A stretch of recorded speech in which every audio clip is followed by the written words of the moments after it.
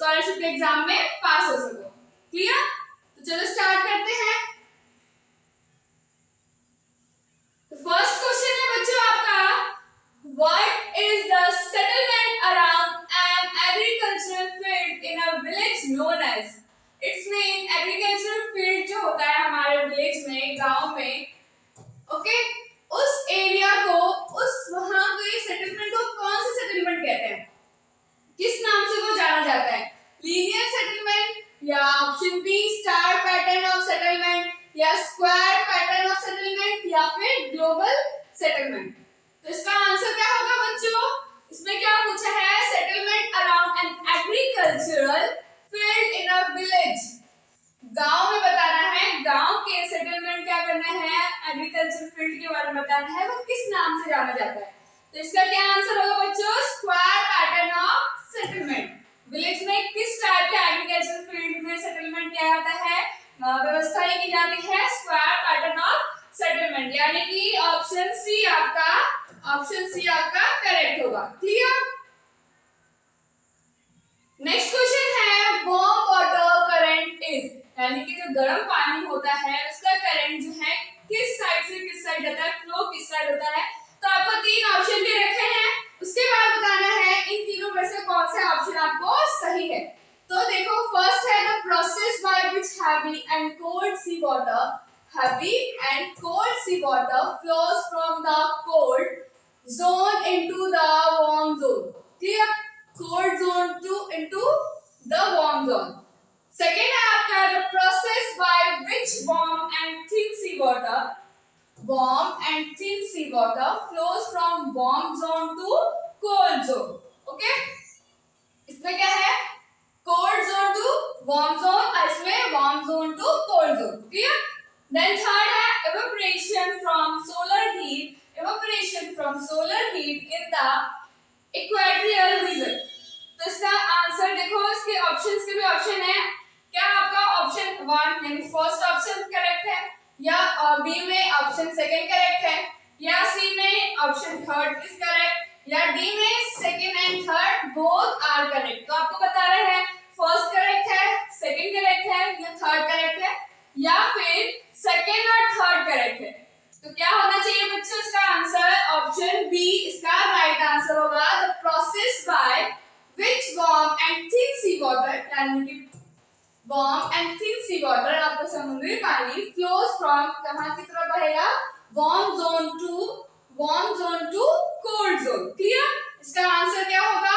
Option B इसका correct answer होगा। Okay, तो हम क्या बोलेंगे? Only second is correct option. Okay, यानी option B is right. Tides form, इसमें बोला है tides form when the earth, moon and sun are at right angle. जब अर्थ, मून एंड सन क्या होगा बच्चों? राइट एंगल पे होगा, जहां पे 90 डिग्री क्या बनाएगा? 90 डिग्री का एंगल बनाएगा। आर नोन एज, उस एंगल को हम क्या कहते हैं? फर्स्ट यानी ए ऑप्शन है स्प्रिंग टाइड, या बी प्राइमरी टाइड, या सी ऑप्शन सेकेंडरी टाइड, या डी ऑप्शन नीप टाइड। तो इसका आंसर क्या होगा बच्चों? इसका आंसर होगा ऑप्शन डी। ऑप्शन डी इसका करेक्ट आंसर होगा। जो 90 डिग्री का को क्या बनाएगा? एंगल बनाएगा, उसे हम क्या बोलते हैं? नीप टाइड बोलते हैं। क्लियर? तो फोर्थ क्वेश्चन देखते हैं हम। Match list A with list B, give the correct answer. यहाँ पे आपको बच्चों क्या है? आपको मैचिंग करना है, बताना है किसका आंसर सही है, फिर आपके इन ऑप्शन में से आपको मैच करना है कि कौन सा आपका सही आंसर इसमें दिया हुआ है।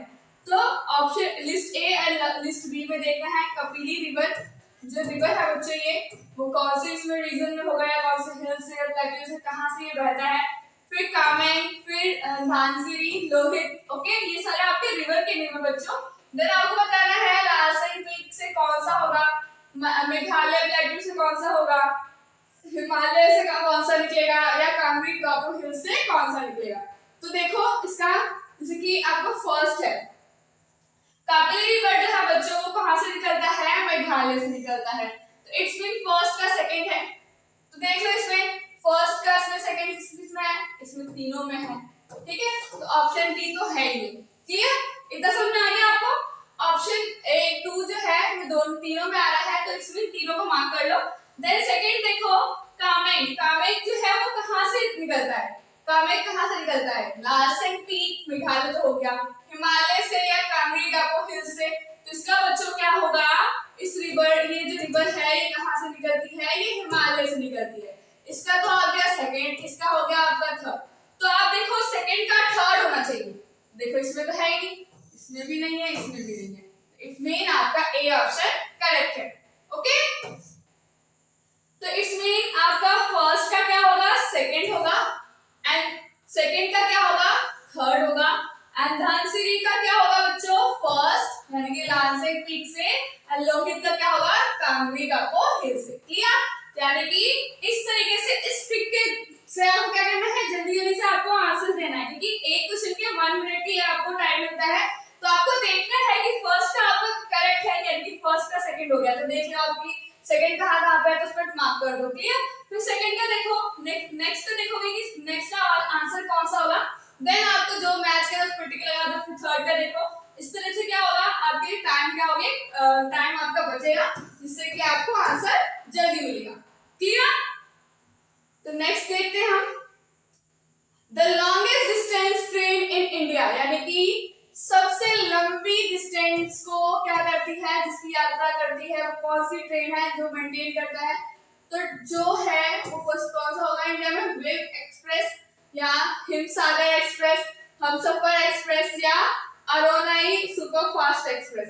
क्या बताना है, लॉन्गेस्ट डिस्टेंस को कवर करता है वो ट्रेन का नाम बताना है जो लॉन्गेस्ट डिस्टेंस को क्या करती है, कवर करती है। तो आपको बताना है, तो ऑप्शन आपके सामने है, आप क्या बताएंगे, तो बच्चों इसका सिंपल सा आंसर क्या होगा, एक ट्रेन हमारी इंडिया में है जो क्या करती है, असम से कहां तक जाती है, कन्याकुमारी तक जाती है, असम के डिब्रूगढ़ से जाती है जो ट्रेन स्टार्ट होती है, उसका नाम क्या है, सिंपली इसका नाम है विवेक एक्सप्रेस। क्लियर, इसका आंसर क्या होगा आपका A, longest distance train in India is Vivek Express, जो बच्चों कहां से जाती है, असम से लेकर, असम के डिब्रूगढ़ से लेकर कहां जाती है, कन्याकुमारी तक जाती है, उस ट्रेन का क्या नाम है, विवेक एक्सप्रेस नाम है, तो इसका सही आंसर होगा ऑप्शन ए। समझ में आ गया। सिक्स्थ है आपका, विच of the following statement is correct, कौन सा स्टेटमेंट करेक्ट है वो बताना है आपको, इसके ऑप्शंस भी दे रखे हैं। फर्स्ट है, there is no written form of constitution of England, यानी कि कॉन्स्टिट्यूशन जो इंग्लैंड का कॉन्स्टिट्यूशन है वहां पे रिटन फॉर्म नहीं है। क्लियर, देन है, the first written constitution of modern time is the constitution of United State of America. तो फर्स्ट आपका रिटन कॉन्स्टिट्यूशन है मॉडर्न टाइम में, फर्स्ट किसका माना जाता है constitution, United State of America का माना जाता है, यूएसए का माना जाता है क्या। The constitution of Switzerland is an example of unwritten constitution, इसमें क्या बताना है, करेक्ट बताना है, जो सही है उसका बताना है। क्या स्विट्जरलैंड का जो कॉन्स्टिट्यूशन है, संविधान है, वो किसका एग्जांपल है, अनरिटन कॉन्स्टिट्यूशन का एग्जांपल है। क्या हमारा कॉन्स्टिट्यूशन जो है लिखा हुआ नहीं है, अनरिटन है। या fourth, the constitution of India is the longest, तो साफ साफ पता है कि हमारा जो इंडिया का जो कॉन्स्टिट्यूशन है वो क्या है, बहुत ही लंबी है, यानी कि ये तो आपका सही है। ठीक है, तो आप देख लो फोर्थ किस किस में आ रहा है, वर्स में आ रहा है या इसमें आ रहा है, तो आपका ए ऑप्शन है बच्चों, फर्स्ट सेकंड जो आपका स्टेटमेंट है वो करेक्ट है, बी ऑप्शन में first second and third correct है, फिर सी में second third fourth, second third fourth correct है, या option D first second fourth, first second and fourth. तो आपको बताना है कौन सा सही है, तो मैंने क्या बताया, the constitution of India is the longest, तो ये सब बच्चों को पता होगा, तो हमें पता है कि फोर्थ इज करेक्ट। तो फोर्थ देखना है आपको कौन कौन सा ऑप्शन आता है, इसमें तो नहीं आ रहा है, इसमें भी नहीं आ रहा है, तो मुझे किसमें चूज करना है, इसमें से और इसमें से।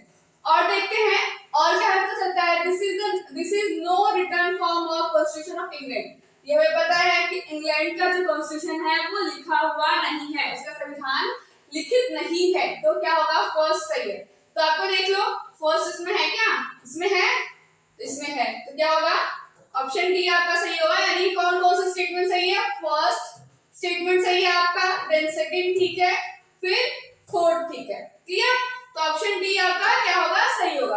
अब कौन सा स्टेटमेंट गलत है, ये वाला, यानी कि the constitution of Switzerland, Switzerland का जो कॉन्स्टिट्यूशन है an example of unwritten constitution. Clear? तो ये आपका स्टेटमेंट क्या है बच्चों, रॉन्ग। तो इसमें आपका आंसर क्या मिल गया, ऑप्शन डी इज राइट। तो हमें देखना है, यही याद करके रखना है बच्चों की कॉन्स्टिट्यूशन जो है कहाँ कहाँ का रिटन है, कहाँ का अनरिटन है। तो आपको क्या होगा, इससे आपकी क्लियरिफिकेशन निकल जाएगी, जिससे आपका आंसर इजीली मिल जाएगा। तो फर्स्ट क्या है, there is no written form of constitution of England, यानी कि इंग्लैंड का जो कॉन्स्टिट्यूशन है उसका रिटन फॉर्म नहीं है। देन यूएसए का जो रिटन फॉर्म है, वहां से क्या है, मॉडर्न टाइम में सबसे पहले कहां पर रिटन फॉर्म दिया गया था कॉन्स्टिट्यूशन का, यूएसए में दिया गया था, ये बिल्कुल सही है। Then the constitution of India is the longest, जैसे कि हमें पता है कि हमारे इंडिया का जो संविधान है बहुत ही ज्यादा बड़ा है, विस्तृत रूप में है और लिखित फॉर्म में है, ठीक है, यानी कि रिटन फॉर्म में है। तो आपका क्या होगा, option D is correct. Next question देखते हैं, which of the following person was not member of the drafting committee of the constitution of India? जब हमारे कमेटी बनाई गई थी कॉन्स्टिट्यूशन को बनाने के, ड्राफ्ट करने के लिए, तो बताना है कि इसमें इन चारों में से कौन सा एक मेंबर जो था उसमें शामिल नहीं था, not a member of the drafting committee of the constitution of India. तो ऑप्शन ए है डॉक्टर भीमराव अंबेडकर, या ऑप्शन बी पंडित जवाहरलाल नेहरू, या फिर यहाँ पे सैयद मोहम्मद सादुल्ला, या फिर डीपी खैतन। तो बताना है कि कौन सा है, ऐसा कौन सा इन चारों में से पर्सन है जो मेंबर नहीं था हमारे drafting committee of constitution India का। तो क्या होगा, क्योंकि पता है हमारा डॉक्टर भीमराव अंबेडकर ये तो थे ही थे, सैयद मोहम्मद सादुल्ला भी थे, और देन डीपी खेतन भी थे। तो कौन से नहीं थे, Pandit Jawaharlal Nehru is not a member of the drafting committee of the constitution in India. Then option B is इसका क्या होगा, आंसर होगा, यानी कि ये जो थे पंडित जवाहरलाल नेहरू जो थे वो ड्राफ्टिंग कमेटी के क्या नहीं थे, मेंबर नहीं थे constitution. Clear? Then second then 8th answer question देखते हैं, which of the following statement is incorrect about the drafting of the constitution of India? India के कॉन्स्टिट्यूशन का बताना है कि कौन कौन सी चीजें हैं, कौन सी स्टेटमेंट जो है वो इनकरेक्ट है। क्लियर? तो देखो फर्स्ट देखो बच्चा, doctor Rajendra Prasad was the president of constitution assembly. क्या जो कॉन्स्टिट्यूशन ऑफ असेंबली थे उनका कौन प्रेसिडेंट था, डॉक्टर राजेंद्र प्रसाद, या फिर सेकंड है, क्या बताना है, इनकरेक्ट बताना है, करेक्ट नहीं बताना है, इनकरेक्ट बताना है। गलत कौन सी स्टेटमेंट गलत है, The draft constitution was published in 1948। जो ड्राफ्ट कॉन्स्टिट्यूशन है वो कब पब्लिश हुई थी, 1948 में पब्लिश हुई थी क्या, या फिर the constitution came into effect on 26 November 1949। फिर the draft constitution was signed by ये बता देखो बच्चों ध्यान से देखना, नंबरिंग देखना और जो है ईयर देखना कि इसमें हुआ था कि नहीं हुआ था, ये ध्यान से देखना होगा आपको। was signed by the president, यानी कि प्रेसिडेंट के द्वारा जो है कॉन्स्टिट्यूशन ऑफ असेंबली में 26 जनवरी 1950 को सिग्नेचर हुआ था। तो आपको ये ध्यान से देखने हैं क्वेश्चंस, ये स्टेटमेंट, फिर बताना है। ऑप्शन ए में आपका है फर्स्ट और सेकंड, यानी कि फर्स्ट एंड सेकंड आपका इनकरेक्ट है। ऑप्शन बी में सेकंड और थर्ड, क्या सेकंड और थर्ड आपका इनकरेक्ट है। फिर सी में थर्ड और फोर्थ क्या आपका इनकरेक्ट है, या डी ऑप्शन फर्स्ट और फोर्थ आपका इनकरेक्ट है। तो थोड़ा ध्यान लगा के आपको करना होगा कि कौन से सन में कहां पर जो है कौन सा स्टेटमेंट आपको गलत दिया हुआ है। ओके, कौन सा आपको स्टेटमेंट क्या दे रखा है बच्चों, गलत दे रखा है। ए में आपका फर्स्ट और सेकंड है, doctor Rajendra Prasad was the president of constitution assembly. क्या ये डॉक्टर राजेंद्र प्रसाद असेंबली के प्रेसिडेंट नहीं थे या थे?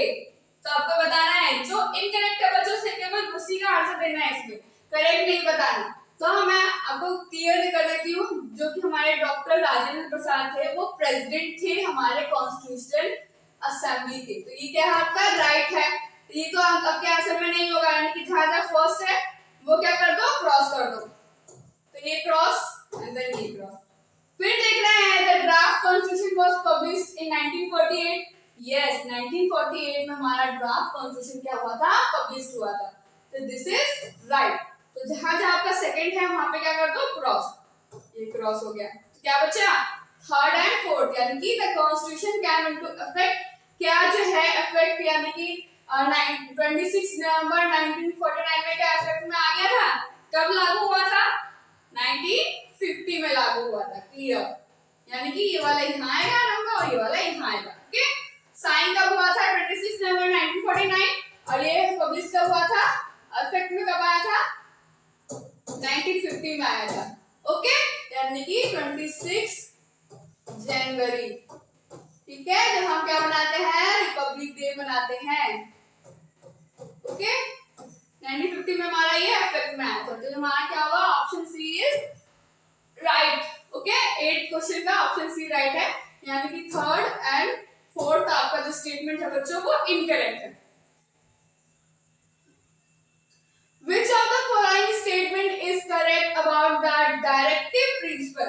क्या बताना है, डायरेक्टिव प्रिंसिपल्स के बारे में बताना है। The constitution of India, India के डायरेक्टिव प्रिंसिपल्स में ऐसे कौन से स्टेटमेंट है जो करेक्ट है।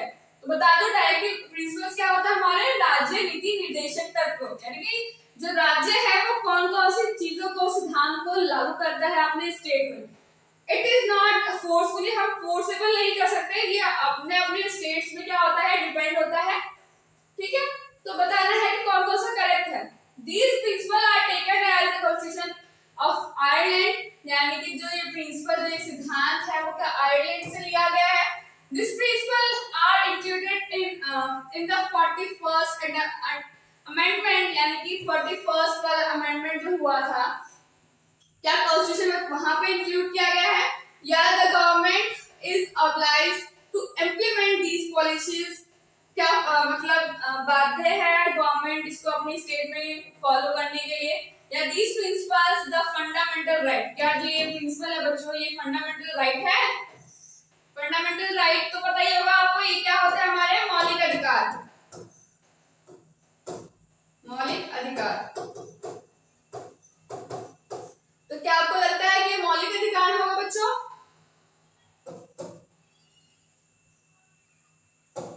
जो हमारे ये डायरेक्टिव प्रिंसिपल है वो क्या मौलिक अधिकार है। तो साफ पता चल रहा है ये तो मौलिक अधिकार है ही नहीं हमारे, ये क्या है, डायरेक्टिव प्रिंसिपल है। एंड देन हमारे क्या, मैंने क्या पहले बताया, डायरेक्टिव प्रिंसिपल वो सिद्धांत होते हैं जो गवर्नमेंट पे यानी कि स्टेट पे क्या होता है, निर्भर होता है कि वो उस चीज को लागू करे या ना करे। तो ये बाध्य तो नहीं है ना, तो ये भी नहीं होगा। क्या बताना है, करेक्ट बताना है, करेक्ट स्टेटमेंट। तो ये तो 41st में तो है ही नहीं, तो ये तो गलत होगा। इसका क्या आंसर सही होगा, आयरलैंड से हमने क्या लिया है, ये डायरेक्टिव प्रिंसिपल लिया है अपने कॉन्स्टिट्यूशन में, इसमें हमने ऐड किया है। क्लियर, then है 10th is which of the following duties was included as a fundamental duty of citizen through the 2002 constitutional amendment, यानी कि 2002 में जो भी अमेंडमेंट हुआ था वो फंडामेंटल ड्यूटीज में वो क्या चीज इंक्लूड किया गया है, to protect public property and avoid violence. क्या पब्लिक प्रॉपर्टी को हमें प्रोटेक्ट करना चाहिए, इस अमेंडमेंट में बताना बच्चों ये क्या इंक्लूडेड है, अवॉइड वायलेंसेस, या प्रोटेक्ट नेचुरल एनवायरनमेंट, या to develop scientific outlook and sense of humanity among the people, या the duties by parents and guardians toward the primary education of their children. तो क्या किया गया था 2002 में बच्चों, क्या अमेंडमेंट किया गया था हमारे फंडामेंटल ड्यूटी में, इसका आपका आंसर होगा ये द ड्यूटीज बाय पेरेंट्स। क्या ड्यूटी होना चाहिए पेरेंट्स का, गार्डियन का, कि वो अपने बच्चों को कम से कम कौन सी एजुकेशन दे, प्राइमरी एजुकेशन को अपने बच्चों को प्रोवाइड कराए। तो ऑप्शन डी आपका क्या होगा बच्चों, ये correct, option D is correct. तो यानी कि जो भी अमेंडमेंट किया गया था 2002 में हमारे फंडामेंटल ड्यूटी में, तो सिटीजन का क्या ड्यूटी बताया गया, क्या कर्तव्य बताया गया कि पेरेंट्स और गार्डियंस को अपने बच्चों को क्या करवाना है, एक प्राइमरी एजुकेशन एटलीस्ट दिलवाना ही है। क्लियर, नेक्स्ट देखो, which of the following option is correct in order to time of the arrival of the countries that came to India for trading, यानी कि बताना है कौन कौन से जो लोग हैं इंडिया में ट्रेडिंग के लिए आए थे। बाय सीरीज बाय बताना है, क्या बताना है, in order of the time के ऑर्डर को देखते हुए बताना है कौन कौन जो है हमारे इंडिया में ट्रेडिंग के लिए या व्यापार के लिए आए थे। फर्स्ट पोर्चुगल आए थे, फ्रांस, नीदरलैंड, ग्रेट ब्रिटेन। तो बताना है क्या, पहले पोर्चुगल आए थे, या फिर सेकंड पे फ्रांस, फिर थर्ड पे नीदरलैंड्स, फिर जो है फोर्थ पे ग्रेट ब्रिटेन। फिर सेकंड ऑप्शन है क्या, पहले ग्रेट ब्रिटेन आए थे, फिर पोर्चुगल आए थे, या फिर फ्रांस आए थे, या फिर नीदरलैंड फोर्थ नंबर पे। फिर बताना है इसी में क्या पहले ग्रेट ब्रिटेन आए थे, फिर सेकंड नंबर पोर्चुगल, या फिर थर्ड नंबर पे नीदरलैंड, फोर्थ नंबर पे फ्रांस। फिर बताना है, फिर है डी में फर्स्ट नंबर पोर्चुगल, फिर सेकंड नंबर पे नीदरलैंड, थर्ड नंबर पे आपका great Britain and fourth number पे फ्रांस। इतना तो आपको पता ही होगा, आप सभी लोगों को 6-7 में आपने पढ़ा ही होगा कि जो पोर्चुगल है बच्चों, वो सबसे पहले हमारे इंडिया में आए थे ट्रेडिंग के लिए। तो फर्स्ट क्या होगा आपका, पोर्चुगल देख लो, फर्स्ट नंबर पे पोर्चुगल जिसमें होगा वो आपका करेक्ट होगा, तो 2 में है, तो ऑप्शन बी, ऑप्शन सी। तो ये तो पूरा गलत ही हो गया आपका, ऑप्शन ए या ऑप्शन डी में देखना है। फिर देखना है आपका सबसे लास्ट कौन आया था, अगर कुछ याद हो तो सबसे लास्ट में कौन आया था बच्चों, फ्रांसीस आए थे। तो फ्रांस से देख लो, फ्रांस फोर्थ नंबर पे है क्या, कहां पे, इसमें है, इसमें है, तो क्या चल गया, ऑप्शन ए भी आपका गलत है, ऑप्शन बी आपका क्या होगा, सही होगा। तो आपको ये number wise time in order of the time आपको याद रखना होगा कि पोर्चुगल फर्स्ट नंबर पे आए थे, देन नीदरलैंड आए थे, फिर Great Britain and then last में फ्रांस। ओके, तो यानी कि डी आपका ऑप्शन सही होगा इसका। फिर फर्स्ट आपका क्वेश्चन है, where and when was the Kumar Bhaskar Varma Sanskrit and ancient studies university established. जो आपका एंशिएंट स्टडीज यूनिवर्सिटी है वो कब एस्टैब्लिश हुआ और कहां हुआ और कब हुआ। ओके, तो फर्स्ट है आपका, ये बी लिखा हुआ है, बारपेटा एंड 2011 में, या बारपेटा 2013 में। ये सन याद रखना और नेम याद रखना है कहां पर हुआ था। नलबाड़ी 2013, नलबाड़ी 2011। तो किसने क्या है, एंशिएंट स्टडीज यूनिवर्सिटी जो है एस्टैब्लिश कब हुआ, कहां का है, कुमार भास्कर वर्मा संस्कृत। ओके, तो इसका होगा नलबाड़ी 2011 में हुआ था। क्लियर, ये जगह का नाम है, अन्य कौन से ईयर में हुआ था, 2011 में हुआ था इस यूनिवर्सिटी का एस्टैब्लिशमेंट। फिर है माधव कंडाली रॉट द रामायण। ये है, उन्होंने रामायण लिखा था असम की भाषा में, under patronage of which of the following Kachari king. कौन से किंग के अंडर लिखा था उन्होंने, गोविंद चंद्र ए, या फिर बी कृष्णाचंद्र, या ऑप्शन सी महामाणिक्य, या ऑप्शन डी तुलाराम सेनापति। तो इसका क्या होगा बच्चों, कौन से जो रामायण है बच्चों जिन्होंने लिखा था माधव गांधी ने असमीज में, ओके, यानी असम के लैंग्वेज में, तो कौन से राजा के अंडर लिखा था, महामाणिक्य में लिखा था। Okay, option C is right. Then which of the following बताना है इनमें से temple was not built by the Ahom king, यानी कि कौन सा ऐसा मंदिर है, कौन सा ऐसा टेंपल है जो अहोम किंग के द्वारा निर्मित नहीं किया गया है। कामखाया टेंपल, या ये एन है, नावरगढ़ टेंपल, या शुक्रेश्वर टेंपल, या फिर उग्रतारा टेंपल। ऐसा कौन सा टेंपल है, ऐसी कौन सी मंदिर है जो अहोम किंग के द्वारा बिल्ड नहीं की गई है। तो इसका क्या होगा, इसका ऑप्शन ए आपका राइट होगा। कामखाया टेंपल जो है आपका, इन्होंने क्या किया था, बिल्ड नहीं किया था। बाकी ये 3 जो टेंपल है बच्चों उन्होंने बिल्ड करवाया था। अहोम किंग जब राज करते थे तब उन्होंने ये 3 जो टेंपल है, ये जो 3 मंदिर है, उन्होंने ये निर्मित करवाया था। फिर है आपका 15th, which of the following statement is incorrect? Construct of no baptism, यानी कि जो नया भक्तिज्म है, भक्ति की जो भावना जो थी, नई भक्ति जिसे हम कहते हैं, वो जो है इसके बारे में कौन सा स्टेटमेंट गलत बताया है, इसमें कौन सा स्टेटमेंट गलत है वो बताना है। न्यूज भक्तिज्म के बारे में, Gyandev lead the new bhaktism in north west India. क्या जो ज्ञानदेव हैं उन्होंने न्यू भक्तिज्म का प्रमोट नॉर्थ वेस्ट इंडिया में किया था। या यहाँ पे आ रहा हो बच्चों, Ramchand led the new bhaktism in north India. क्या उन्होंने जो है न्यू भक्तिज्म का जो प्रमोशन है, जो प्रमोट किया था नॉर्थ इंडिया में क्या था। या Shankaracharya was the pioneer of the new bhaktism in south India. South India में क्या शंकराचार्य मतलब मेन थे न्यू भक्तिज्म को प्रमोट करने के लिए। या फिर Shankardev lead the new bhaktism इन असम।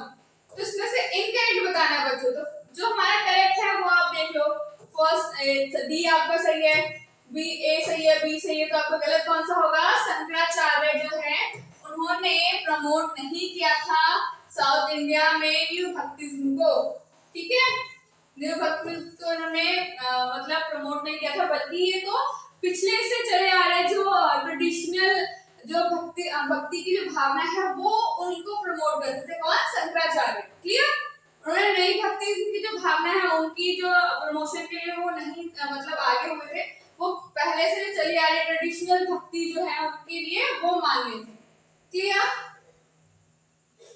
फिर है who started the subsidiary alliance policy. जो सब्सिडियरी अलायंस पॉलिसी है बच्चों वो कौन लेकर आए थे।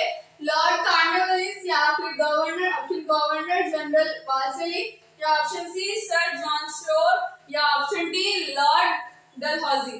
तो क्या होगा बच्चों इसका आंसर? तो इसका आंसर आपका ऑप्शन बी क्या होगा, राइट होगा। गवर्नर जनरल वाल्सेली ने क्या किया था, सब्सिडियरी अलायंस पॉलिसी को लागू किया था। फिर है आपका the main objective of the economic. जो इकोनॉमिक का क्या ऑब्जेक्टिव होता है, क्या उद्देश्य होता है बच्चों। Innovation of new strategies to increase income. Strategy, नई स्ट्रेटजी लगाना ताकि हमारी इनकम है वो क्या हो, इंक्रीज हो सके। To decide the price based on supply और डिमांड। सप्लाई और डिमांड पे क्या करें हम, प्राइस क्या करें, डिसाइड करें। या effort to improve the welfare of individual. और क्या करें जो वेलफेयर है यानी कि इंडिविजुअल यानी व्यक्तित्व की जो हर एक व्यक्ति के वेलफेयर के लिए हम कुछ ना कुछ क्या करें, इंप्रूवमेंट करते रहे। या use of limited resources to meet unlimited want and demand. Economic का मेन ऑब्जेक्टिव क्या होता है कि जो लिमिटेड रिसोर्सेज हो, ओके, लिमिटेड रिसोर्सेज का हम ऐसे यूटिलाइज करें कि अपने डिमांड को और अपने जितने भी हमारे चाह है, जितने भी वांटिंग चीजें हैं वो अनलिमिटेड होती हैं, उनको क्या कर सके हम कवर कर सके, उनको मीट कर सके, उनको क्या कर सके, ग्रैस्प कर सके।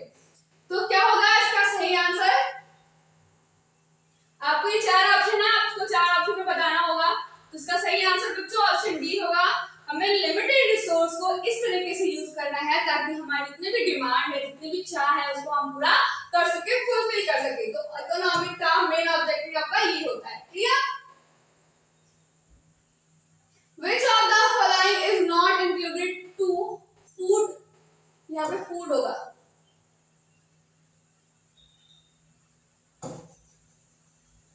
फूड सिक्योरिटी, इसमें से कौन सी चीजें हैं जो फूड सिक्योरिटी में इंक्लूड नहीं होता। Distribution of food item through public distribution system at affordable price. यानी कि जो डिस्ट्रीब्यूशन हम करते हैं पब्लिक उसमें फूड डिस्ट्रीब्यूशन करते हैं तो क्या हमें अफोर्डेबल प्राइस में करना चाहिए। या increase the national income through export and food item. हमें नेशनल इनकम जो है हमें क्या करना चाहिए, इंक्रीज करना चाहिए ताकि हम एक्सपोर्ट कर सके food item. Maintain adequate stocks to quality food item to elevate food shortage. या all of the above are included. इनमें से बताना है फूड सिक्योरिटी में इंक्लूड नहीं होता, क्या चीज इंक्लूड नहीं होता।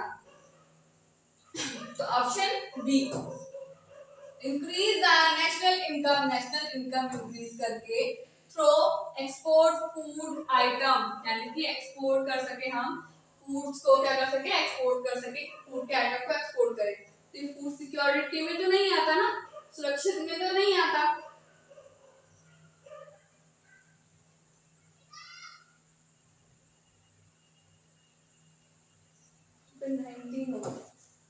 Which of the following is not an indicator of the human development? यानी कि क्या चीज ऐसा नहीं है जो ह्यूमन डेवलपमेंट में इंक्लूड नहीं होता?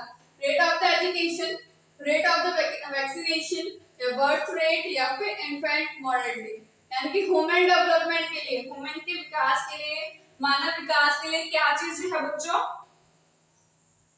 ह्यूमन विकास के लिए, मानव विकास के लिए क्या चीज जो है, कौन सा इंडिकेटर जो है इंक्लूड नहीं किया जाता, जो नहीं है? रेट ऑफ एजुकेशन, क्या एजुकेशन से मनुष्य की विकास हो सकती है या नहीं हो सकती, वो देखो।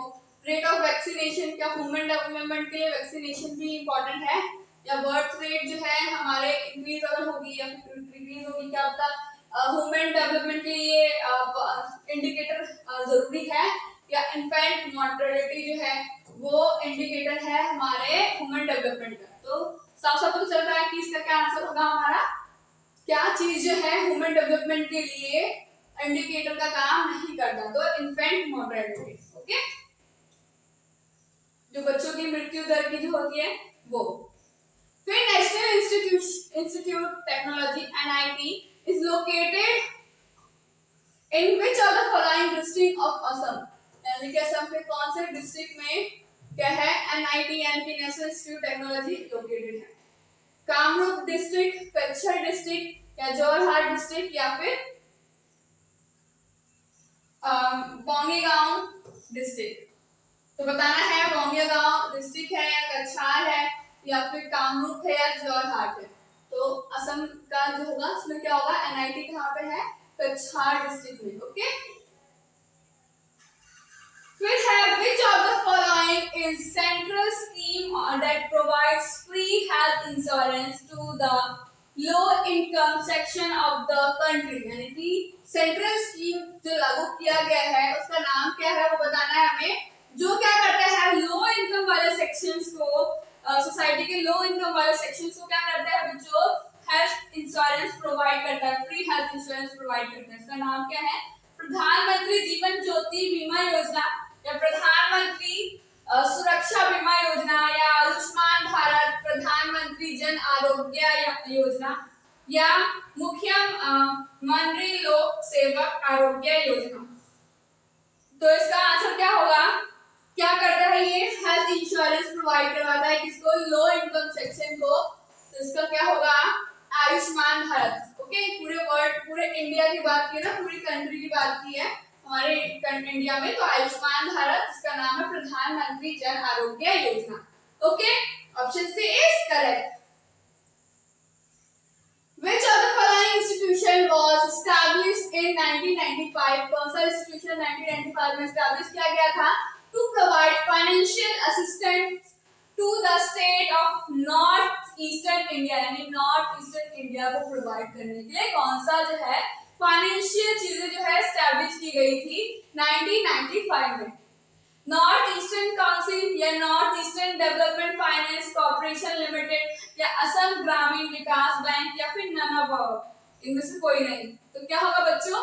क्या बोला है? नॉर्थ ईस्टर्न इंडिया के बारे में बोला है, तो इसका आंसर क्या होगा? Option B is correct. यानी कि नॉर्थ ईस्टर्न डेवलपमेंट फाइनेंस की बात की गई है ना, तो finance corporation limited. North eastern भी आ रहा है, डेवलपमेंट भी आ रहा है, फाइनेंस भी आ रहा है। ओके, फाइनेंशियल बात की गई है, अब कहां की बात की गई है? नॉर्थ ईस्टर्न की। तो साफ साफ पता चल रहा है north eastern development finance corporation limited is the right option.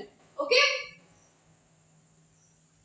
then which of the following is not main objective of the National Rural Livelihood Mission and National Urban Livelihood Mission?